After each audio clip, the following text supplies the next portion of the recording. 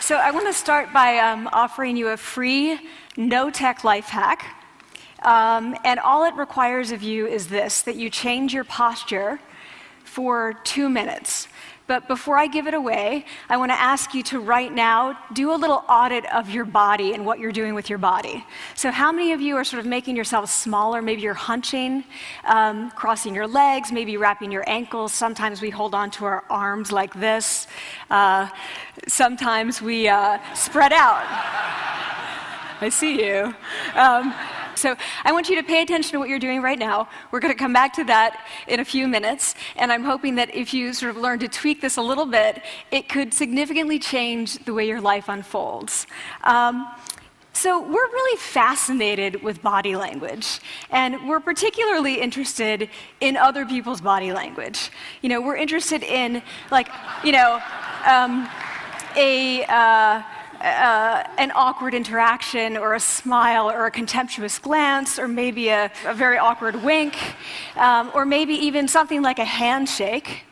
Here they are arriving at number 10, and look at this lucky policeman gets to shake hands with the President of the United States. Oh, and here comes the Prime Minister of it. No.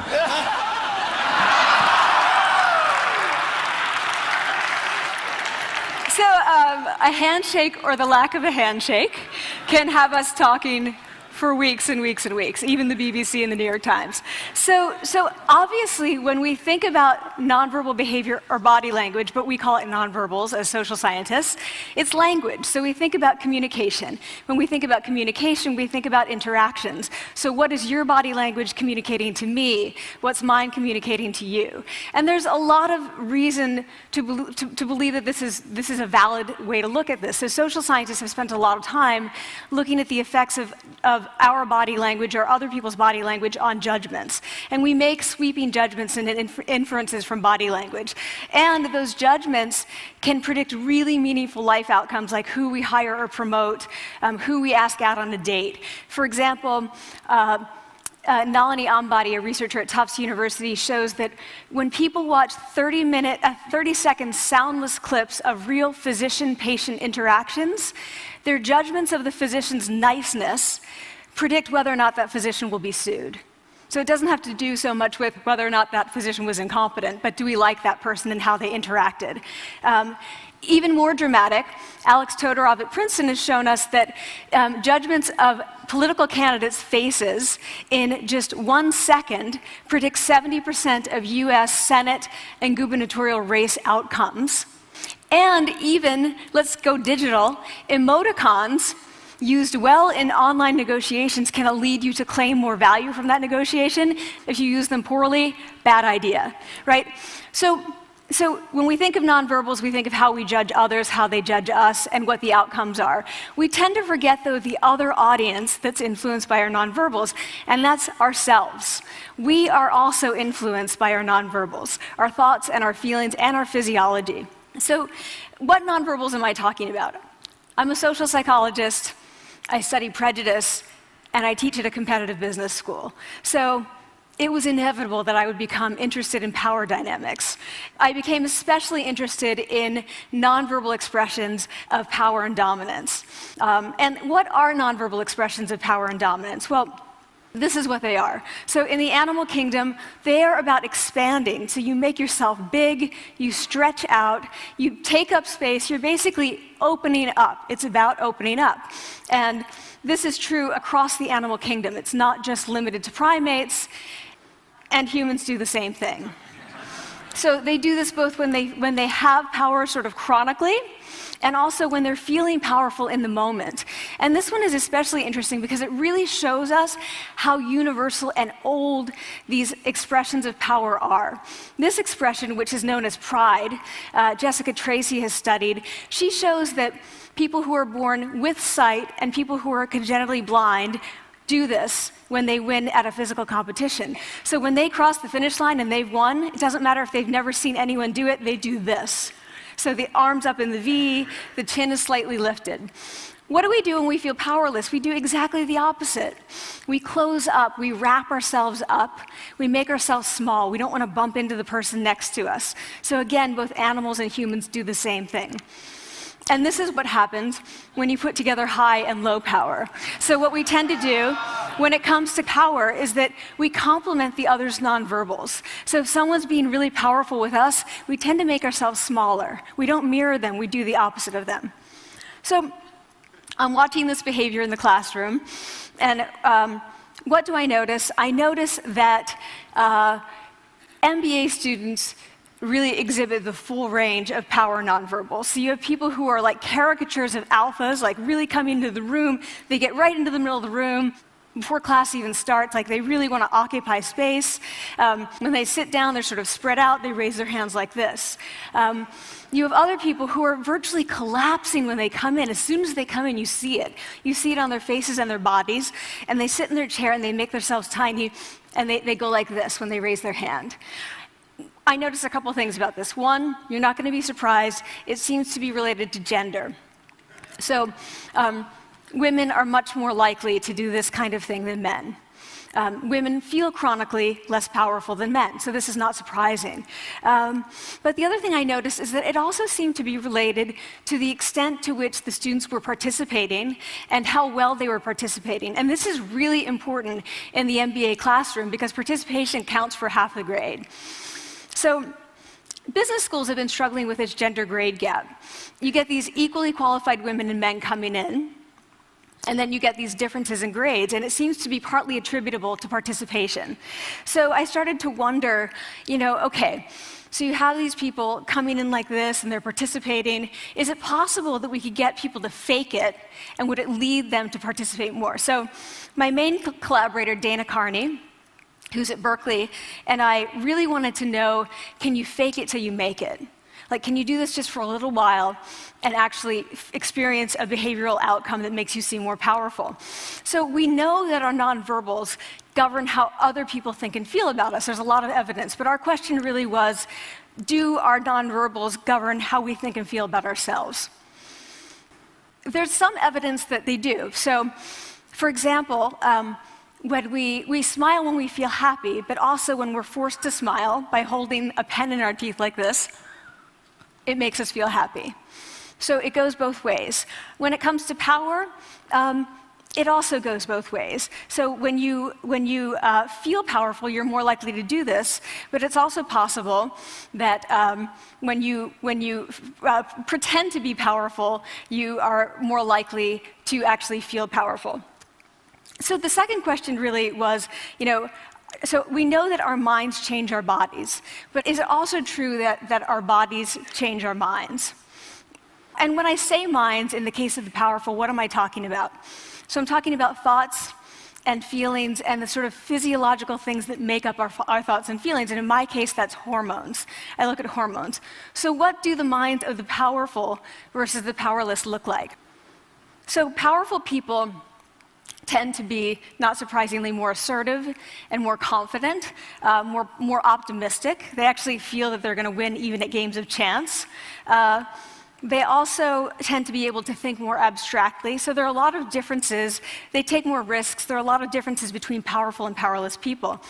Physiologically, there also are differences on two key hormones, testosterone, which is the dominance hormone, and cortisol, which is the stress hormone. So what we find is that high-power alpha males in primate hierarchies have high testosterone and low cortisol. And powerful and effective leaders also have high testosterone and low cortisol. So what does that mean? When you think about power, people tended to think only about testosterone because that was about dominance. But really, power is also about how you react to stress. So do you want the high-power leader that's dominant, high on testosterone, but really stress reactive? Probably not, right? You want the person who's powerful and assertive and dominant, but not very stress reactive, the person who's laid back. So we know that in primate hierarchies, if an alpha needs to take over, if an individual needs to take over an alpha role sort of suddenly, within a few days, that individual's testosterone has gone up significantly and his cortisol has dropped significantly.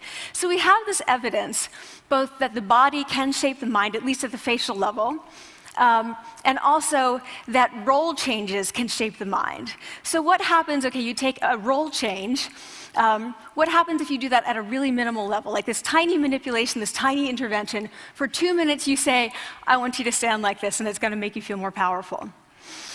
So this is what we did. We decided to bring people into the lab and run a little experiment. And these people adopted for 2 minutes either high power poses or low power poses. And I'm just going to show you 5 of the poses, although they took on only 2. So here's one, a couple more. This one has been dubbed the Wonder Woman by the media. Here are a couple more. So you can be standing or you can be sitting. And here are the low power poses. So you're folding up, you're making yourself small. This one is very low power. When you're touching your neck, you're really kind of protecting yourself. So this is what happens. They come in, they spit into a vial. We, for 2 minutes, say, you need to do this or this. They don't look at pictures of the poses. We don't want to prime them with the concept of power. We want them to be feeling power, right? So 2 minutes they do this. We then ask them, how powerful do you feel on a series of items? And then we give them an opportunity to gamble. And then we take another saliva sample. That's it. That's the whole experiment. So this is what we find. Risk tolerance, which is the gambling. What we find is that when you're in the high power pose condition, 86% of you will gamble. When you're in the low power pose condition, only 60%. And that's a pretty whopping significant difference. Here's what we find on testosterone. From their baseline when they come in, high power people experience about a 20% increase, and low power people experience about a 10% decrease. So again, 2 minutes and you get these changes. Here's what you get on cortisol. High power people experience about a 25% decrease, and the low power people experience about a 15% increase. So 2 minutes lead to these hormonal changes that configure your brain to basically be either assertive, confident, and comfortable, or really stress reactive, and feeling sort of shut down. And we've all had that feeling, right? So it seems that our nonverbals do govern how we think and feel about ourselves. So it's not just others, but it's also ourselves. Also, our bodies change our minds. But the next question, of course, is, can power posing for a few minutes really change your life in meaningful ways? So this is in the lab, it's this little task, it's just a couple of minutes. Where can you actually apply this, which we cared about, of course. And so we think it's really what matters, where you want to use this is evaluative situations, like social threat situations. Where are you being evaluated? Either by your friends, like for teenagers, it's at the lunchroom table. It could be, for some people, it's speaking at a school board meeting. It might be giving a pitch, or giving a talk like this, or doing a job interview. We decided that the one that most people could relate to, because most people had been through, was the job interview. So we published these findings, and the media are all over it, and they say, okay, so this is what you do when you go in for the job interview, right? So we were, of course, horrified and said, oh my God, no, that's not what we meant at all, for numerous reasons. No, don't do that. Again, this is not about you talking to other people, it's you talking to yourself. What do you do before you go into a job interview? You do this. Right? You're sitting down, you're looking at your iPhone or your Android, not trying to leave anyone out. You're looking at your notes, you're hunching up, making yourself small, when really what you should be doing maybe is this, like in the bathroom, right? Do that, find 2 minutes. So that's what we want to test, okay? So we bring people into a lab, and they do either high or low power poses again. They go through a very stressful job interview. It's 5 minutes long. They are being recorded, they're being judged also, and the judges are trained to give no nonverbal feedback. So they look like this. Like, imagine this is the person interviewing you. So for 5 minutes, nothing. And this is worse than being heckled.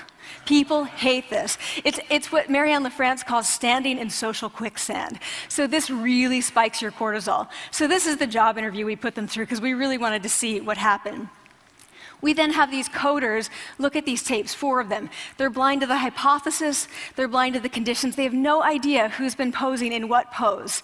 And they end up looking at these sets of tapes and they say, oh, we want to hire these people, all the high power posers.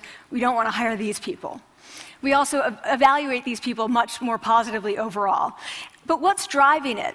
It's not about the content of the speech. It's about the presence that they're bringing to the speech. We also, because we rate them on all these variables related to sort of competence, like how well structured is the speech? How good is it? What are their qualifications? No effect on those things. This is what's affected, these kinds of things. People are bringing their true selves, basically. They're bringing themselves. They bring their ideas, but as themselves, with no residue over them. So this is what's driving the effect or mediating the effect.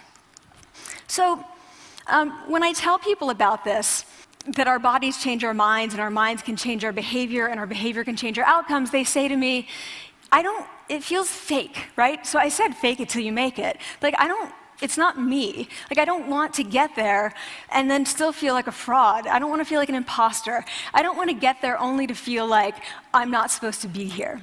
And that really resonated with me because I want to tell you a little story about being an imposter and feeling like I'm not supposed to be here. When I was 19, I was in a really bad car accident. I was thrown out of a car, rolled several times. I was thrown from the car, and I woke up in a head injury rehab ward. And I had been withdrawn from college, and I learned that my IQ had dropped by 2 standard deviations, which was very traumatic. I knew my IQ because I had identified with being smart, and I had been called gifted as a child.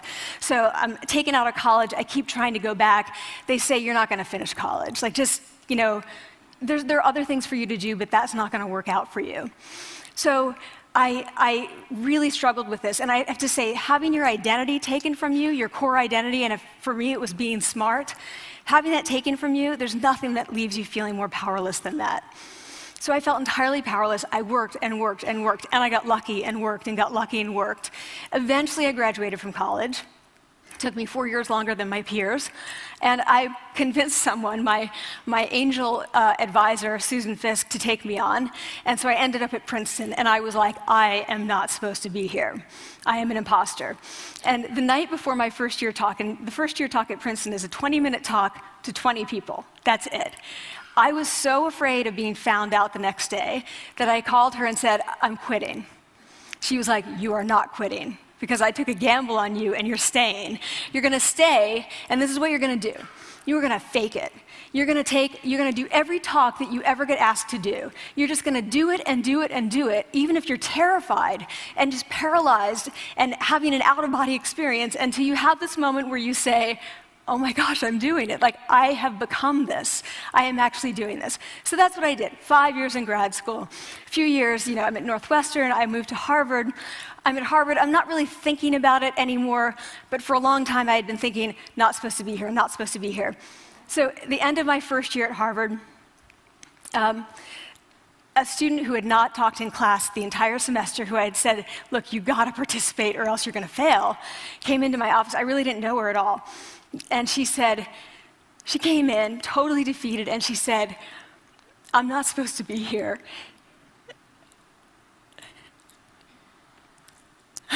And that was the moment for me, because 2 things happened. One was that I realized, oh my gosh, I don't feel like that anymore. I don't feel that anymore, but she does, and I get that feeling. And the second was, she is supposed to be here. Like, she can fake it, she can become it. So I was like, yes, you are. You are supposed to be here, and tomorrow you're going to fake it, you're going to make yourself powerful, and, you're going to...